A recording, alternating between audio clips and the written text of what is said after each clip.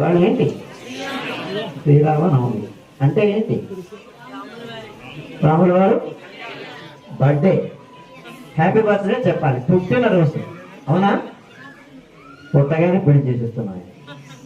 తప్పు కదండి? బాల్య వివాహం చేయొచ్చునా? అవునా?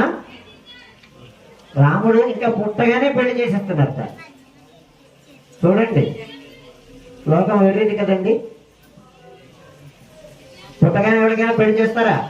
దేవుడికి పెళ్లి చేయడం, ఎందుకు పెళ్లి చేయాలి దేవుడికి? ఆయన పుట్టడమే లోక కళ్యాణం కోసం. భగవంతుడు అనేటువంటి వాడు ఆవిర్భూతం మహాత్మన అని పుట్టడం కాదు, ఆవిర్భవిస్తాడు. రామ జనన, రాముడు ఆవిర్భవించాడు. ఆ ఆవిర్భవించడం కూడా ఎలాగ ఆవిర్భవించాడు? ఆయన మనలాగే అమ్మ గడుపుల